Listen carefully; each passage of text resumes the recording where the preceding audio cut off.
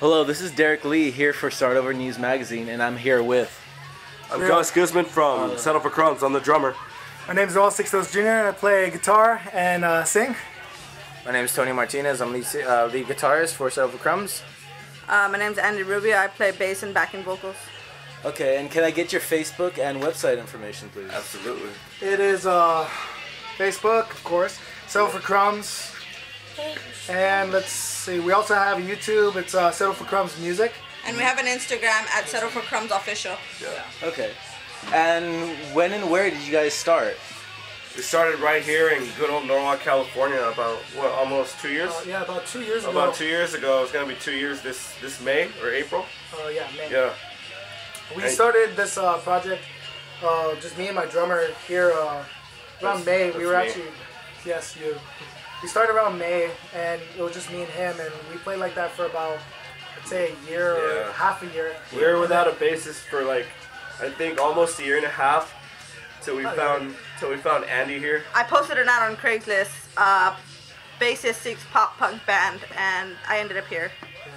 We were just so desperate. We were just like, okay, we need a fucking bassist really bad, or so we're not gonna go anywhere. I don't care where we get it. We had friends who would come in. They're like, oh, we'll play bass for you, and then they're like, the next day they wouldn't show up. I was so desperate for a band that played the music that I love, and I found these guys. And the first day that I came in to practice, we were desperately looking for a bassist, and she was desperately looking for a band. And as soon as on day one when she came in, we told her as soon as we finished practice, like, you're in, you know, automatically.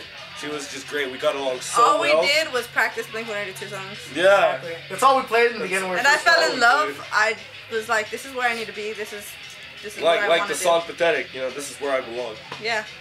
I guess that's why it has so much meaning behind it when we cover it, you know?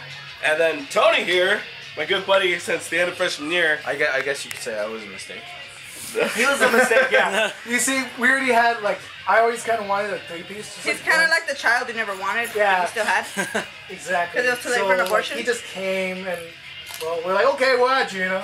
Okay, let's do it. Yeah.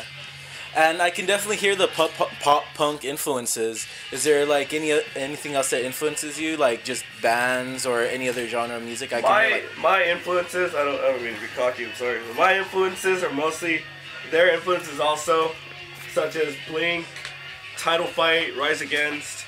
I have a personal influence, Red Hot Chili Peppers. I love them to death. I love them to death so much. Well, who else? A Day to Remember.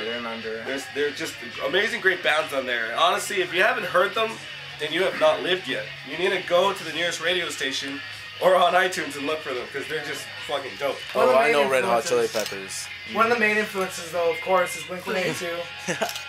So everybody in this band loves Blink-182. That's one of the biggest connections that we have would probably be that band, and honestly, like, that's why we cover so much of them, because that's just what connects us so deeply, you know? Another main band is Rise Against. That's like one of my, actually my main love in like music.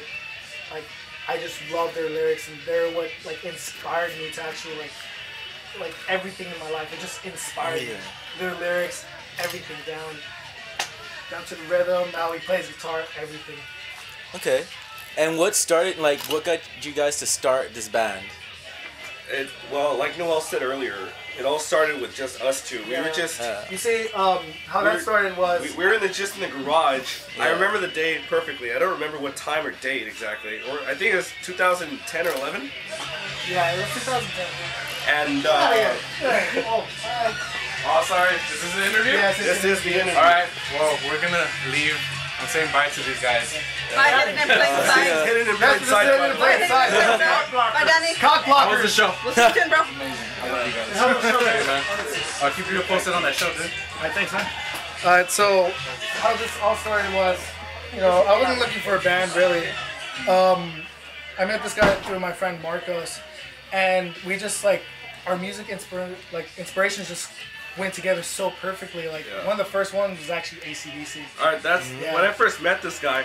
The first conversation we had walking home was just AC/DC. Yeah, it was all AC/DC, like all the way home, and I was like, oh my god, like, I can't believe like this guy likes the same bands as me.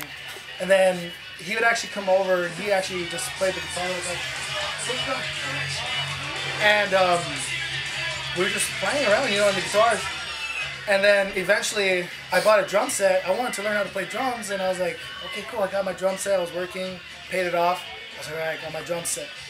So it's there. And then all of a sudden, he comes over, and he's like, can I jump on the drum set? I was like, yeah, sure, go ahead, man. And I said, do you know how to play? Because I've been playing for like years, dude. I've been playing drums since I was like 12 years old.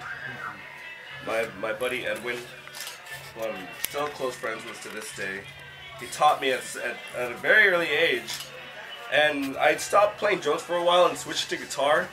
But like Noel said, after he brought the drum set, I just hopped on, and you know we just connected. It was an amazing connection, you know, not only as bandmates, but as, you know, as a close personal friend, almost like a brother, almost. This band started not for anything else but just friendship. That's all we wanted. Like, we just loved music. We had that same connection. It's just like, I don't care if we ever leave this place right here. We actually said it a couple of years ago, like about a year ago. I said, because, you know, a lot of shit happens, so much stuff. And then we were just like, do you know what? I don't care what happens. I don't care if we get famous or we don't, or if we still play here. I don't care. I just want to be playing with you by my side. That's all that matters. And then these guys joined, and then same thing with them. It just clicked. That's great. That's great. Okay, and I have one last question before we leave. I hear you have terrible diarrhea. Oh my god. Well, I was hoping this would not be brought up in the interview, but yes, it's true. I had diarrhea while I was playing. I ordered pizza earlier. Andy had pizza, and I guess I might have put a little bit too much ranch on I it. was terribly hungover, so you know the best cure for a hangover is greasy food. Yeah, So I ordered pizza. That's what happens when you guys eat meat. No, I'm just kidding. No, but I'm just really happy that even though I had really bad diarrhea, my stomach pulled through that entire set. Are you sure you pulled through? Thank God, yeah. Thank God he did not shit Through the himself. shit. No. Through the Farted, sack. and I thought I stepped in dog shit. Oh my god. I'm sorry. It's your fault mostly because you brought the pizza. You gave me the diarrhea. Starving. Okay, that was great. All right, this is Derek Lee for Start Over News Magazine signing out. Thank you.